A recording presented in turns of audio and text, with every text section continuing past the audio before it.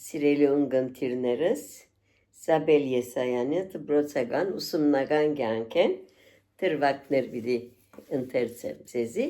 շարունակեմ։ Մեծերուն բաժինը գհաջախեին մինչև 14 տարեկան աղջիկներ, որոնք կպատկանեին հասարակության զանազան խավերուն։ Գային արևդրականներու քանի աղջիկներ, որոնք ազգական էին թաղականներու կամ հոգապարծուներու։ Գային նաև 2-3 տասնյակ ծրիներ, այսինքն բացահայտ չկավորի զավակներ, իսկ աշակերտներու ըստվար մեծամասնությունը արհեստավորներու կամ փոքրիկ խանութբաններու աղջիկներն էին։ Էսնաֆի զավակներ, ինչպես կսեին, որոնք առավել կամ նվազ բարեկեցիկ ընտանիքներ էին։ Արևդրականներու աղջիկները քորոզ էին և արհամարական, նույնիսկ վարժուհիին և ուսուցիչներուն նկատմամբ,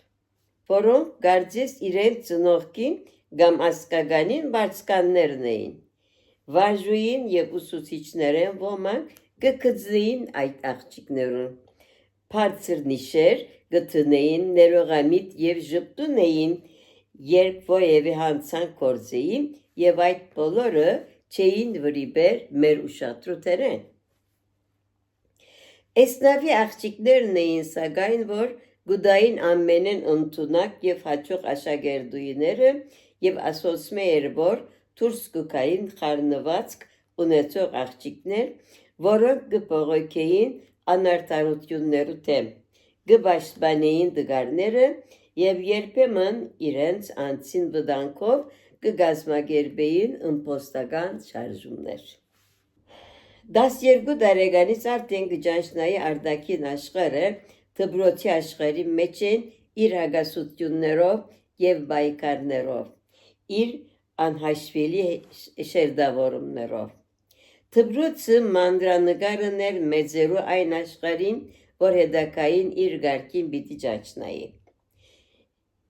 Գծուց հաշիվներ, սնապարություններ, գեղձիկ, ստախոսություն, եսասիրություն։ Այնտեղ կային նաև անձնական շահու և փառքի անփույթ աղջիկներ, որոնք արդնդունչ կպատժվեին և չէին մատներ իրենց ընկերուհիները։ Գային, որ սրտափուխ էին և րոպեի տրամադրության տակ կարող էին ըլլալ վեհանցն անձնազոհ, բայց հետևողական չէին իրենց վարմունքին մեջ։ Բայց մանավանդ խտրությունը, որ դպրոցի պաշտոնեությունը գտներ հարուստներու և աղքատներու մեջ, չէր վրիպեր մեր ուշադրութենէ և արդարության ու իրավունքի զգացումները կարձարձեր մեզվե ոմանց մեջ։ Իմ այդ շրջանին կյանքս մտաբերելով վերստին կապրիմ անհավասար պայքարի մեջ եղող մեկումը գրած փարոյական բխումները։ Միշտ արթուն և պատրաստ ինքզին կպաշտպանելու, միշտ լարված դրության մեջ և երբեմն ալ մղված անթիմադրելի զգացումէ անցնվելու հարձակողականի առանց նկատի ունենալու գալիքի փորձանքներ են։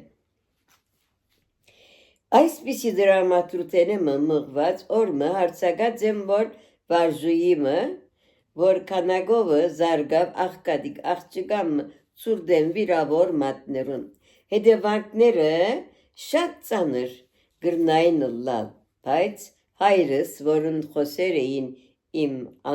անորակելի արարքիս մասին, հարցուցեր էր տնօրենին.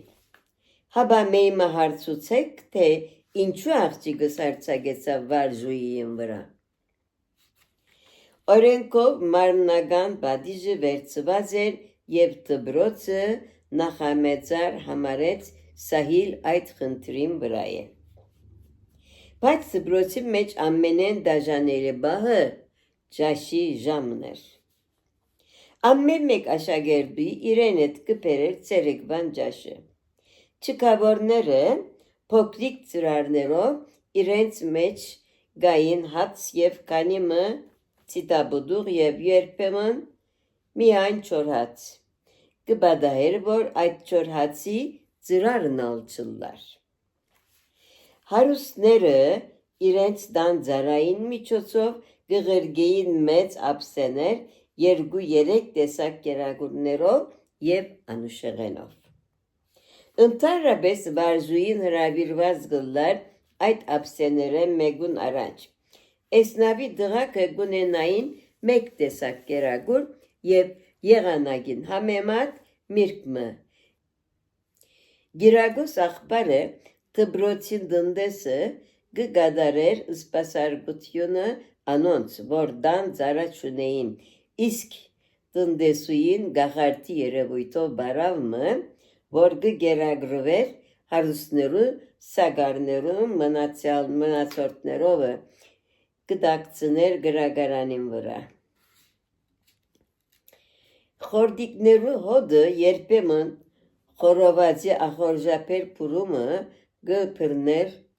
սեղանատունը։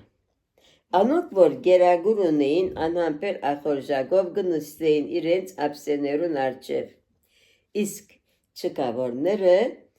գխրնվեին անգիմը հերու մյուսները։ Միշտ այդ ժամին անորոշ անհանգստությունը գկրավեր հոգիս։ Դարդամորեն գտիդեի քույրս, որ օժդված ուժեղ ախորժակով գսկսեր ջաշել։ Այն ժամանակ դեր որոշակի չէին կարող տադել գացություններու անհավասարությունը, բխող անարդարությունը, բայց դարդամ խղճարությունը ինձ կդանչեր։ Օրմը բարդեզը նախընտրիքի բահուն Մելինա անուն աղջիկը գերասկուդեր։ Թեր նոր թևագոխած էին կարունը եւ գերասը գա ամարվեր հազվաթեպ։ Անորտեմ նստած էր չկավոր աղջիկը եւ քողգադուի աչքերով գտիդեր գերասները։ Մելինե մեկ ապի մեջ բռնած էր գերասները եւ մյուս ցերկով գբռներ գերասիմը գոտը եւ գմոդեցներ պերնին եւ մեկ կողմեն գխացներ հյութեղ բդուղը։ Թիմացը նստած աղջիկը ամեն անգամ իր ցանկացող շրտներով ուդելու շարժումը գներ եւ պերնին ճուրերը գվազեին։ Այս տեսարանը ինձ տակնու վրա ըրավ եւ չանթուրժելով վայրենի ջաբուկ շարժումով մոդեցա, խլեցի գերասները Մելինեին ափեն եւ մեկ տապով նետեցի բարդեզին բադեն անտին։ Եվ երբեք չհասկացա, թե ինչու փոխանակ Մելինեի չկավոր աղջիկներ, որ հեծեծանքով սկսավ լալ։ Ոչ իմ դարեգիցները, ոչ ալ մեծերը կհասկնային իմ հոգեգան խրովքները եւ ընդհանուր գարձիկն այն էր, որ բռուն եւ անկուտ երախա եմ, բայց ուրիշներու գարձիկը գշիր չունեին ինձ համար, ոչ թե որովհետև այնքան տադողություն ունեի, որ արհամարեի այդ գարձիկը։ Գխորեին, որ անսիրտ եմ եւ անդարբեր իմ շրջաբադիս ինձ ունեցած օկացության եւ քորովին, բայց չէին երբեք մտածել, որ հոգնած եւ ցանցրացած էի այն հարադեպ ուշադրութենեն, որ իմ հիվանդ կախ երախայի մանկությունս հրավիրեր էր իմ վրա։ Գմտածեին, որ երես արած շփացած երախա եմ, բայց ես անverջ կդանչվեի, սակայն ովևէ գերբով չի հայտներ իմ դանչանքս։ Շատ եմ դարաբաց, մանավանդ այն ահարգի եւ անկուտ սկացում եմ, որ կթություն կգոչեն, բայց որ վստահ եմ, որ ուրիշ բան է։ Այդ սկացումը հրեշային չափերով գաջեր իմ մեջ եւ դարին 2 անգամ ծրիներուն հակուստ կգարեին։ Թաղին բարեկորց հարուստները քանի մը թոփ գերբաս կնվիրեին դբրոցին իրենց Թափոն աբրանքները գկշեն գսեր երանիկ մորակույրս։ Դբրոցի մեջ բոլոր աշակերտներու ներկայության վարժուին մեգիկ կգանչեր ծրիները եւ անոնց ցանգը կպատրաստեր։ Ամեն անգամ որ ընդանուր սրահեն աղջիկը կգանչեին հակուստը փորձելու համար, սիրտս կսեղմվեր անցկությամբ եւ ինձ կթվեր, որ բադահածը ահրելի բան մնե, բայց այդ աղջիկներեն շատերը ժպտուն եւ կողունակ դեմքերով կվերադառնային սրահ։ Հազիվ 11 տարեկան երախա մներ նավավարի աղջիկ, որուն հայրը մերեր էր 2 տարի առաջ, անիկա մռայլ եւ անհաղորդ աղջիկ էր, օրմնան այլևս չեկավ դպրոց, հետո լսեցինք, որ մերեր է թոքադաբե։ Զատկի եւ ծնունդի գիրագիները միօրինակ հակված ծրիները շարքով գնալին եկեղեցի, որպես իրենց բարերարները իրենց աչքերով տեսնեն կատարված բարիքին արդյունքը։ Բادرագիչ առաջնորդը կտրվադեր իր կարոզի մեջ այդ բարերարներուն քրիստոնավայել բարեսիրությունը։ Ծրիները գարձես այդ անտիսավոր օրերուն գսկային իրենց անպարունակ վիճակը։ Ինչքան վայրահակ գլուխներ տեսած եմ այդ շարքերում մեջ, ինչքան դխուր աչքեր եւ երբեմն ցասում է փայլատագով ակնարկներ, բայց այս վերջինները շատ հազվետեպ էին։ Եվ այդ բարերարները երախտաբարդություն կհուսային այդ թշվար երախաները։ Բարեփոխտաբար հայրս իր գարկին ցասումով գարդայդվեր այդ երևույթին հանդեպ եւ ամեն արիթի գսեր, որ այդ գարկի բարիկը ճարիք է։ Քանի որ այդ խեղճ երախաներուն արժանապատվության զգացումը ոտնագող կլա։ Օրմը հայրս տուն հրավիրեց տնօրենը եւ անոր խոսեցավ, բնտելով, որ վերջ պետք է տնեն այդ երևույթին։ Բայց մգրդիչ աղա, ըսավ տնօրենը, այդ ծիրները դժգոհ չեն, ընդհակառակն ուրախ եմ, որ նոր հագուստ պիտի ունենան։ Ավելի քեշ, ըսավ հայրս։ Այդ տնօրենը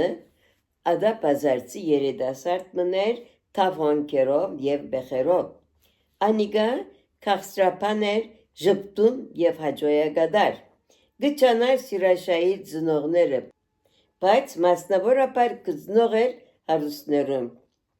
Ջիզվիդի մարդ է գսեին իրեն համար։ Անիկա շատ հարգելի էր հորս հանդեպ, որովհետև հորս խոսքը գշիր ուներ տաղի մեջ։ Ես ալ նպաստավորվեի այդ հանգամանքը։ Տնօրենը գճանար անուշ տեղը գաբել կամ վրան ծածկել, երբ իմ մասիս կանկադլար ուսուցիչը կամ բաժուի է։ Եվ հաջող այդ կանկատները կլայի։ Այսօրվան բաժինը վերջացուցի, իրեն ուսումնական կյանքը պիտի շարունակվի։ Ցտեսություն։